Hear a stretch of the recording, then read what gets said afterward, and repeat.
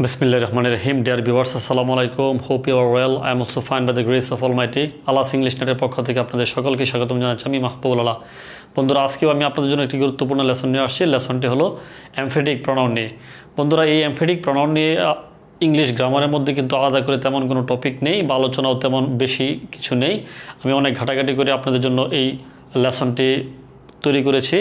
তো বন্ধুরা, আমি মনে করি যে আপনারা অনেকেই এমফেটিক প্রনাউন সম্পর্কে নতুন করে জানছেন এবং যারা ইতিপূর্বে জানছেন তাদের কনফিউশন হয়তো বা ক্লিয়ার নেই, যাদের কনফিউশনগুলো আপনারা দূর করতে পারেন নাই এবং যারা নতুন করে শুনছেন তারা সকলেই আমার এই ভিডিওটি প্রথম থেকে শেষ অবধি পর্যন্ত দেখলে আশা করি আপনাদের কনফিউশনগুলো দূর হবে এবং এমফেটিক প্রনাউন নিয়ে আপনারা একটি ওভারঅল ভালো একটি ধারণা পাবেন।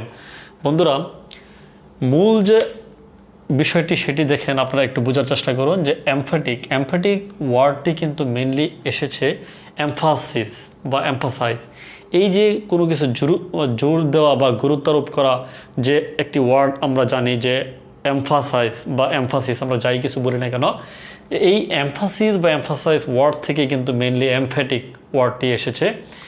এই এমফ্যাটিক প্রনাউন হলো কি গুরুত্ব বা জোরারোপকৃত প্রনাউন। দেখেন, সাবজেক্ট বা অবজেক্টের উপরে জোর দিতে যখন সাবজেক্ট বা অবজেক্টের ঠিক পরেই যখন সেলফ বা সেলফ যুক্ত কোনো প্রনাউন বসে, এই সেলফ বা সেলফ যুক্ত প্রনাউনগুলোকেই এমফ্যাটিক প্রনাউন বলা হয়।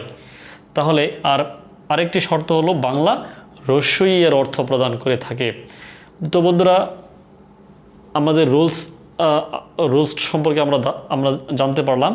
এখন বন্ধুরা, দুটি এক্সাম্পল আমি লিখে রেখেছি। দুটি এক্সাম্পল যদি আমি একটু বর্ণনা করি তাহলে আপনাদেরকে আরও বেশি ক্লিয়ার হয়ে যাবে। তো বন্ধুরা দেখেন, প্রথম যে এক্সাম্পলটি সেটি আমরা একটু আলোচনা করি যে আই মাইসেলফ ওয়েন্ট দেয়ার, আমি সেখানে গিয়েছিলাম। এই যে দেখেন, বাংলা রস্যই এর অর্থ প্রদান করছে। এখানে এই মাইসেলফ এই ওয়ার্ডটি হলো এমফ্যাটিক প্রনাউন। এখানে আই সাবজেক্টের ঠিক পরেই সেলফযুক্ত যে প্রনাউনটি আসছে সেটি হলো আমার এমফ্যাটিক প্রনাউন। তাহলে দেখেন বন্ধুরা, এখানে এটি এত জোর দেওয়ার কারণটা কি? কারণটা হলো, ধরেন আমি কোথাও একটা ঘটনা ঘটেছে, এই ঘটনাটি আমি বর্ণনা করছি আপনাদের সম্মুখে। তখন অনেকেই এটিকে হয়তোবা বেশি একটা গুরুত্বারোপ করছে না, হয়তোবা মনে করছে যে আমি ওইখানে ছিলাম না বা উপস্থিত ছিলাম না। তখন আপনাদেরকে এই কথা বোঝানোর জন্য আমি এই এমফ্যাটিক প্রনাউনটি ব্যবহার করেছি যে আমি নিজেই সেখানে গিয়েছিলাম। ওকে, আই মাইসেলফ ওয়েন্ট দেয়ার, আমি নিজেই সেখানে গিয়েছিলাম। তখন আমি যখন এই ওয়ার্ডটি ব্যবহার করেছি তখন কিন্তু আপনারা কিন্তু বুঝে গেছেন যে আমি নিজেই সেখানে গিয়েছিলাম। ওকে, এরপর দেখেন দ্বিতীয় যে এক্সাম্পলটি সেটি রয়েছে আই লাভ ইউ ইউরসেলফ, আমি তোমাকেই ভালোবাসি। ধরেন আমার ভালোবাসা নিয়ে হয়তোবা কনফিউশন থাকতে পারে, তখন এটিকে জোর দেওয়ার জন্য যে আমি তোমাকেই ভালোবাসি, অন্য কাউকে ভালোবাসি না, সেই জন্য কিন্তু আমি আই লাভ ইউ ইউরসেলফ, এই যে ইউরসেলফ কথাটি সেটি কিন্তু এমফ্যাটিক প্রনাউন। তো বন্ধুরা, আশা করছি যে আমরা যখন সেন্টেন্সের মধ্যে ব্যবহার করব বা যখন কথা বলবো তখন এই এমফ্যাটিক প্রনাউনের গুরুত্ব অনেক বেশি আছে।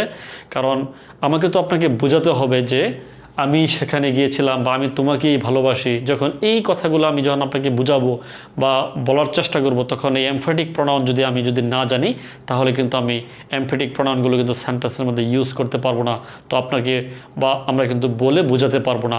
তো আমাদের এই এমফ্যাটিক প্রনাউনের যে গুরুত্ব সেটা আমাদেরকে জানতে হবে এবং বুঝতে হবে।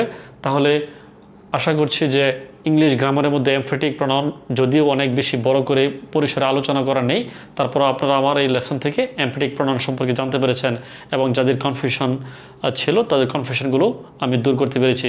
তো বন্ধুরা, যারা আমার চ্যানেলটিকে, আমি একটি রিকোয়েস্ট করব, যারা আমার চ্যানেলটিকে এখনও সাবস্ক্রাইব করে নাই চ্যানেলটিকে সাবস্ক্রাইব করে দেবেন আর নতুন নতুন বন্ধুদেরকে দেখার সুযোগ করে দেওয়ার জন্য আমার চ্যানেলটিকে শেয়ার করে দেবেন।